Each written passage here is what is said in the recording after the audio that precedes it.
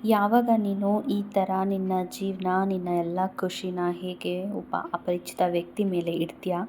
2 ವರ್ಷದ ಹಿಂದೆ ನೀನು ಅವ್ರನ್ನ ಪರಿಚಯ ಕೂಡ ಮಾಡ್ಕೊಂಡಿರಲಿಲ್ಲ. ನಿನ್ನ ಹತ್ರ ಇರೋ ಎಲ್ಲನೂ ಅವ್ರ ಮೇಲೆ ಹಾಕ್ತಾ ಇದೆಯಾ. ನಿನ್ನ ಮನಸ್ಸು ಕೂಡ ನಿನ್ನ ಹತ್ರ ಇಟ್ಕೊಳ್ಳೋದಕ್ಕೆ ರೆಡಿ ಇಲ್ಲ ನೀನು. ನಿನಗೆ ತುಂಬ ದುಃಖ ಆಗುತ್ತೆ ಆ ವ್ಯಕ್ತಿ ನಿನ್ನ ಹರ್ಟ್ ಮಾಡಿದ್ರೆ ಅಥವಾ ಇಗ್ನೋರ್ ಮಾಡಿದ್ರೆ. ಯಾವುದೇ ಮನುಷ್ಯನ ಮೇಲೂ ಇಷ್ಟೊಂದು ಅಟ್ಯಾಚ್ಮೆಂಟ್ ಬೆಳೆಸ್ಕೊಳ್ಳೋದು ಅದೂ ನೀನೇ ಕಳ್ಕೊಳ್ಳೋ ಅಷ್ಟು ದುಃಖ ಆಗುತ್ತೆ.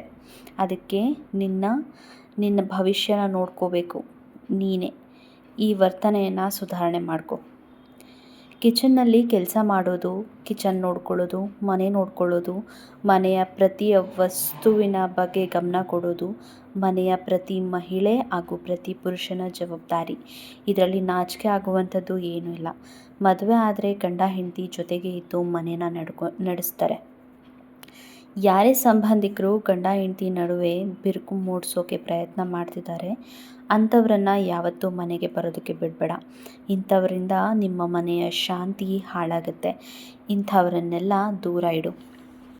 ಮಧ್ಯಾಹ್ನ ಟೈಮು 1 ಗಂಟೆ ನಿದ್ದೆ ಮಾಡು. ಅದರಿಂದ ಬಾಕಿ ಸಮಯ ನೀನು ಚೆನ್ನಾಗಿ ಕೆಲಸ ಮಾಡ್ತೀಯ.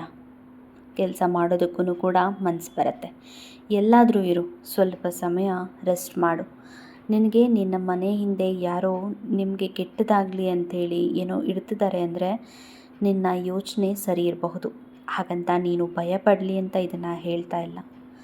ನೀನು ಅದನ್ನು ಮುಟ್ಟಬಾರ್ದು ಅಂತ ಹೇಳ್ತಾ ಇದ್ದೀನಿ. ಇದು ಒಂದಾದರೆ, ಇನ್ನೊಂದು, ನೀನು ಮನೆಯಲ್ಲಿ ಭಜನೆ ಮಾಡ್ತೀಯ ಅಲ್ವಾ.